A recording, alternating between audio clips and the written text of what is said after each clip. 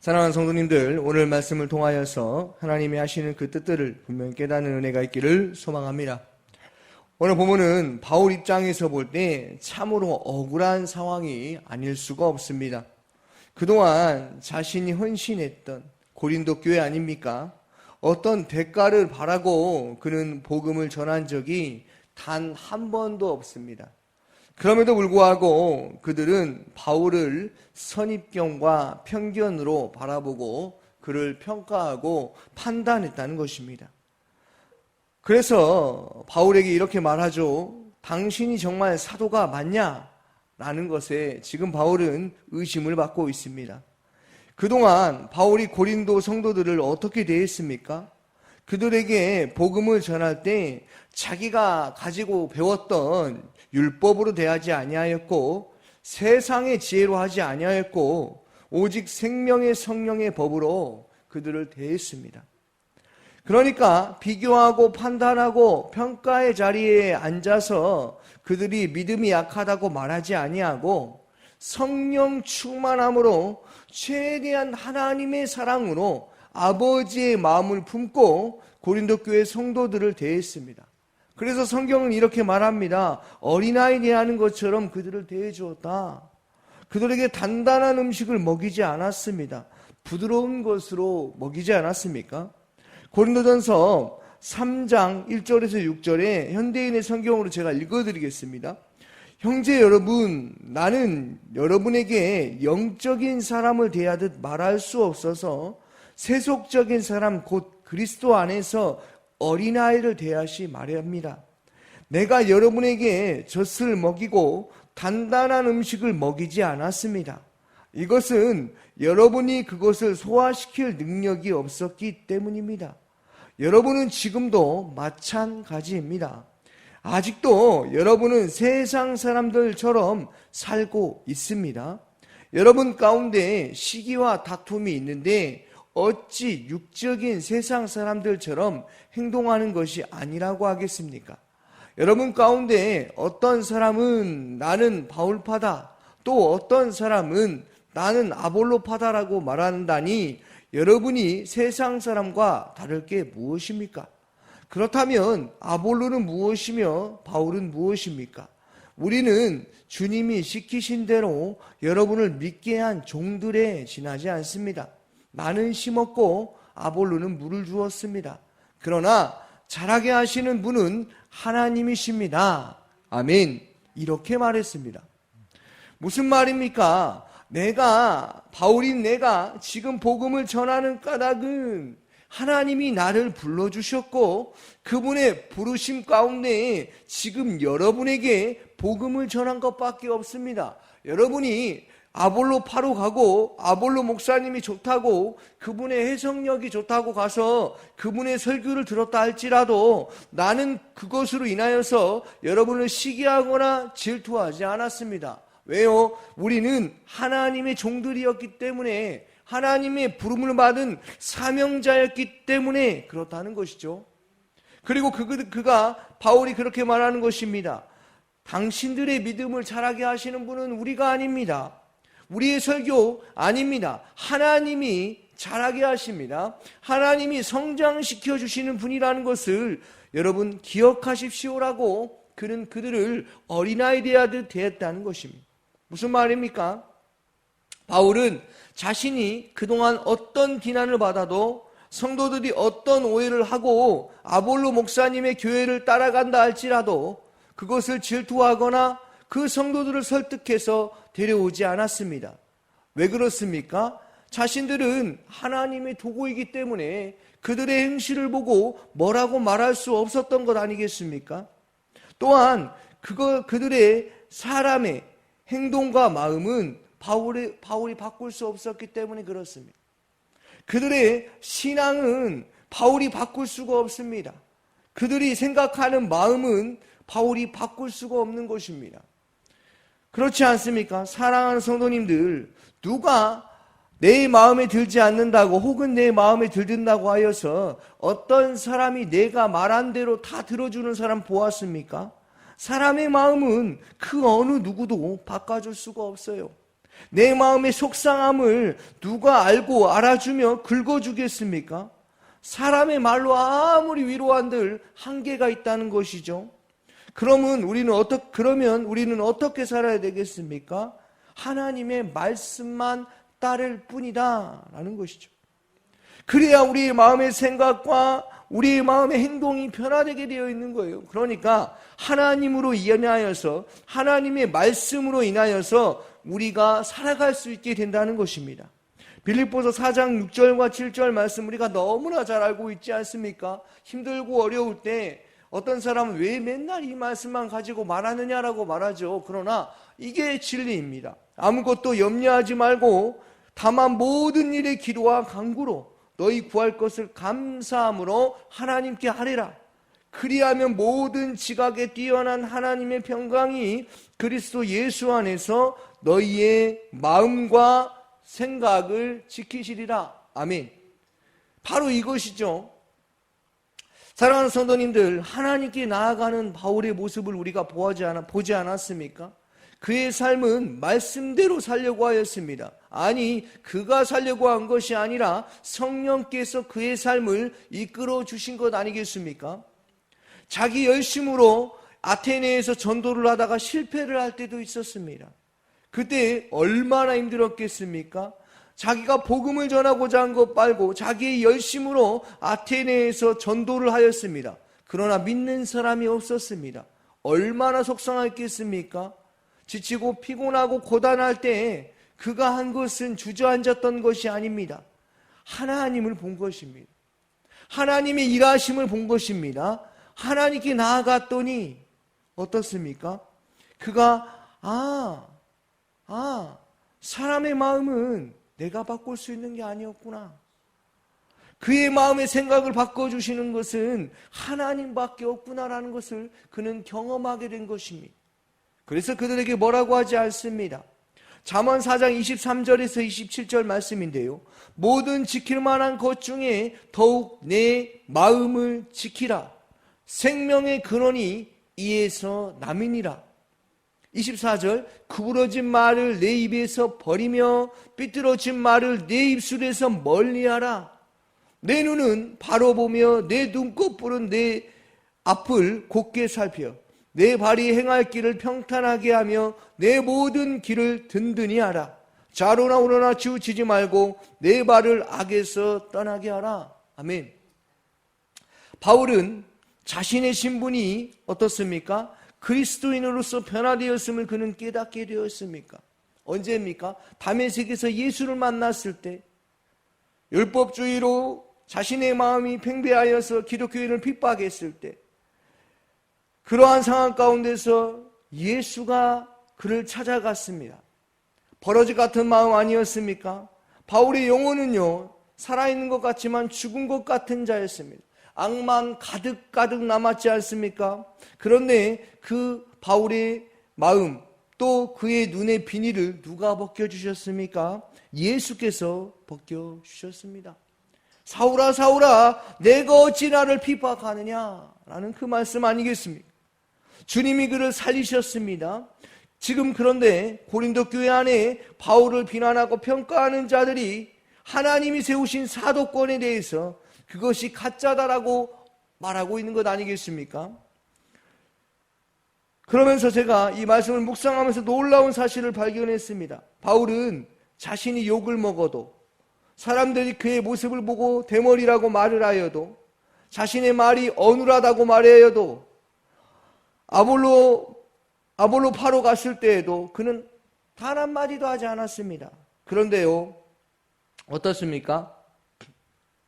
자신의 사도권이 잘못되었다고 거짓이라고 들었을 때 그는 거기에서 목에 핏대를 세우면서 이야기를 하는 것이죠. 나는 사도다. 나는 사명자다. 나는 복음을 전하는 자다. 라고 말하는 것입니다. 바울을 신뢰하지 않았던 사람들이 볼 때 바울의 말은 어떻습니까? 변명처럼 들리는 것입니다. 그런데 바울이 왜 자기가 손해볼 때는 아무런 말을 하지 아니하고 자신의 사도가 아니라고 말했을 때 그가 핏대를 세우면서 말하는 것입니까? 그것은 복음에 훼손되기 때문이죠. 지금까지 목숨을 걸고 전한 복음이 가짜라는 것과 다를 바가 없었기 때문에 그가 말하는 것입니다. 사랑하는 성도님들, 억울한 상황을 당해본 적이 있으십니까? 이것은 안 당해본 사람은 알 수가 없지요. 믿는 사람에게 발등을 제대로 지켜본 적이 있습니까? 사역자의 삶은 그렇습니다. 나는 그렇게 말하지도 않았는데 오해가 쌓이고, 그래서 사람 눈치 보고 다니고 그렇게 사역을 할 때가 있었습니다. 하지만 하나님이 말씀하시기를 사람 눈치 볼 필요가 없다는 것입니다. 사람을 기쁘시게 할 필요가 있는 것이 아니라 하나님을 기쁘시게 하라는 것이었습니다. 그래서 저는 이런 마음이 들 때마다 성도님들에게 물어봅니다. 이 세상 사는 것 인생 얼마나 되겠습니까? 직장 생활을 할 때 아직도 사람 눈치를 보냐는 것이죠. 혹시 아직도 사람 눈치를 보고 직장 생활을 한다면 그것은 하나님을 바라보지 못하는 삶을 살아가고 있다는 것이죠. 무슨 말입니까? 신앙의 출발점이 잘못되었다는 것입니다. 인간인지라 우리는 사람을 바라볼 때가 너무나 많습니다. 직장 생활을 하면 상사의 눈치를 볼 때가 너무나 많습니다. 그런데 주님이 말씀하십니다. 그만 눈치 봐라는 것이죠. 왜요? 우리의 인생은 하나님이 책임져 주시는 인생 아니겠습니까? 바울이 예수를 바라봤을 때 어떻습니까? 하나님께서 자신의 삶 가운데 어떻게 일하시는지를 그가 본 것입니다. 어떤 상황에도 하나님을 바라보면 하나님께서는 우리의 상황과 환경 속에 합력하여 선을 이루어 주신다는 사실을 믿는 믿음 안에서 사시기를 소망합니다. 어떤 자들에게 합력하여 선을 이루십니까? 로마서 8장 28절 말씀인데요. 우리가 알거니와 하나님을 사랑하는 자, 곧 그 뜻대로 부르심을 입은 자들에게는 모든 것이 합력하여 선을 이루시느니라. 아멘. 바울의 모습을 보면 알 수 있지 않습니까? 그가 어땠습니까? 어떠한 상황에도 하나님을 바라보았습니다. 나를 불러주시고 나를 부르심 가운데 사명자로 세우신 그 하나님을 바라보고 복음을 전하니 어떻습니까? 많은 성도들이 예수를 믿는 결과가 일어나지 않겠습니까? 하나님을 사랑하는 자, 그 사람의 삶에는 예수 안에서 살아갈 수 있는 은혜가 있다는 것입니다. 우리의 어떤 상황과 환경 속에서도 하나님이 합력하여 선을 이루어 주신다는 것입니다. 그러므로 우리는 하나님을 기쁘시게 하는 삶을 살아가기만 하면 되는 것입니다. 에베소서 6장 12절 13절입니다. 우리의 씨름은 혈과 육을 상대하는 것이 아니요 통치자들과 권세자들과 이 어둠의 세상 주관자들과 하늘에 있는 악의 영들을 상대합니다. 누구를 상대하라고 말하고 있습니까? 혈과 육을 상대하는 것이 아니라는 것입니다. 어둠의 세상의 주관자들, 하늘에 있는 악한 영을 상대하라는 것이죠. 그러니까 육적인 삶으로 힘을 열심히 쓰는 것이 아니라 육적인 삶은 힘을 빼고 영적인 삶에 힘을 내라는 것이죠. 그러므로 하나님의 전신갑주를 취하라. 이는 악한 날에 너희가 능히 대적하고 모든 일에 행한 후에 서기 위함이라. 아멘. 베드로전서 3장 15절 16절입니다. 너희 마음에 그리스도를 주로 삼아 거룩하게 하고 너희 속에 있는 소망에 관한 이유를 묻는 자에게 대답할 것을 항상 준비하되 온유와 두려움으로 하고 선한 양심을 가지라. 이는 그리스도 안에 있는 너희의 선행을 욕하는 자들로 그 비방하는 일에 부끄러움을 당하게 하려 함이라. 아멘. 지금 바울은 변명하고 있습니다. 그 이유는 자신의 억울함 때문이 아닙니다. 고린도 교회는 비판하는 사람들에 의해 사도 바울의 권위를 깎아내림으로써 성도들이 신앙이 흔들리는 그러한 지경이 되었기 때문에 그러지 않기 위해서 바울은 자신이 사도라고 말하는 것입니다. 이로 인해 사도 바울이 전한 복음이 성도들의 일상생활과 전 인생에게 달려있기 때문에 영적 분위기가 그렇게 형성되면 안 되기 때문에 그는 사도라고 말하는 것입니다. 중요합니다. 자신을 위한 변명이 아닙니다. 성도들의 영적 삶을 보호하고자 그가 사도라고 말하는 것입니다. 여기서도 우리가 알 수 있습니다. 자기의 유익을 구하지 아니하고 자기의 평안을 구하지 아니하고 한 영혼이 하나님 앞에 달려나가게 하기 위하여서, 복음이 절대 진리라는 것을 사수하기 위하여서 그는 그렇게 말했다는 것입니다. 그래서 그가 이렇게 말합니다. 오늘 본문 1절과 3절 말씀입니다. 1절과 2절 말씀 읽어봅니다. 내가 자유인이 아니냐, 사도가 아니냐, 예수 우리 주를 보지 못하였느냐, 주 안에서 행한 나의 일이 너희가 아니냐, 다른 사람에게는 내가 사도가 아닐지라도 너희에게는 사도이니 나의 사도됨을 주 안에서 인친 것이 너희라. 아멘. 인쳤다는 건 무엇입니까? 도장을 꽝 찍었다는 것이죠. 너희가 나로 인해 예수를 믿지 않았냐라고 답하고 있습니다. 이 말은 무슨 말입니까? 난 예수를 만났다. 예수를 봤다. 그 예수가 나를 사도로 세웠다. 내가 사도로 부르심을 받아서 지금 여러분이 그 예수 그 복음을 듣지 않았습니까? 라고 말하는 것이죠. 지금 이 말은 바울은 예수를 만난 것을 그들에게 전했다는 것입니다. 예수께서 십자가에 죽으시고 못 박히셨다는 그 사실, 나의 죄를 위해 십자가에 못 박히셨고 그리고 사흘 만에 부활하셨다는 그 사실, 그 믿음을 그는 알고 전한 것 아니겠습니까? 그리고 그 답답함을 이야기합니다. 오늘 말씀해 보니까 다른 사람들에게는, 2절 보면 다른 사람들에게는 내가 사도가 아닐지라도 너희에게는 사도이니 나의 사도됨을 주 안에서 인친 것이라. 인친 것이 너희라. 아멘. 그렇죠? 당신들이 알고 있지 않습니까? 다른 사람은 몰라도 지금까지 복음을 들었던 당신들은 알고 있지 않습니까? 바로 당신들이 증인입니다. 라고 말하는 것이죠. 사랑하는 성도님들, 참으로 지혜롭게 해결하지 않습니까? 우리도 이러한 마음들이 있기를 원합니다. 사람을 보면 반드시 넘어지게 되어 있지요. 사람을 믿으면 어느 순간 발등 찍히게 되어 있습니다. 그리고 사람 때문에 결국 심하면 교회를 떠나게 되는 일이 생깁니다. 무슨 말입니까? 사람을 쫓아가다가 사람의 말에 치우치다가 하나님을 바라보지 못하고 누군가를 비난한 사람이 될 수 있다는 것이죠. 그렇다면 우리는 어떻게 살아가야 되겠습니까? 나보다 다른 사람의 이익을 더 위하여 살아가는 것, 하나님을 바라보고 진실되게 하나님을 기쁘시게 하는 삶을 살아가야 한다는 것이죠. 나를 통하여서 많은 사람들이 내가 그리스도인이라는 것을 살아가는 것입니다. 살아갈 때에 사람 앞에서가 아니라 하나님 앞에서 내가 예수 믿는 사람이다, 하나님을 아는 사람이다라는 그러한 삶을 증거하는 삶을 오늘도 살아내시기를 주님의 이름으로 축원합니다. 아멘. 오늘 새벽에 주신 말씀을 묵상하면서 함께 기도하기를 원합니다.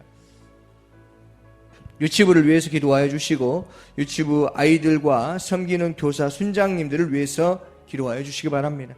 샤인 코스를 위해서 기도하여 주시기 바랍니다. 게스트들과 섬김이를 위해서 기도하여 주시고 제천마을 마을장과 순장과 순원들을 위해서 기도하여 주시고 담임 목사님의 가정과 건강과 성령 충만함을 위해서 성령님의 음성에 민감하여 항상 주님과 동행하는 삶을 살아갈 수 있도록 기도하여 주시고 대통령과 이 나라와 이 민족을 위해서 해외 선교하시는 임순택 선교사님 튀리큐에서 사역하십니다. 농어촌 선교민 도시개척 김은실 목사님 화순 수립교회에서 사역하시는데 그 땅 가운데 많은 성도들이 함께할 수 있도록 또 부흥의 역사가 일어날 수 있도록 우리 김은실 목사님을 위해서 기도하여 주시고 광신대학교를 위해서 교회들이 광신대를 위해 기도하며 후원할 수 있는 은혜가 있게 하여 달라고 우리 같이 함께 기도하며 나아가도록 하겠습니다.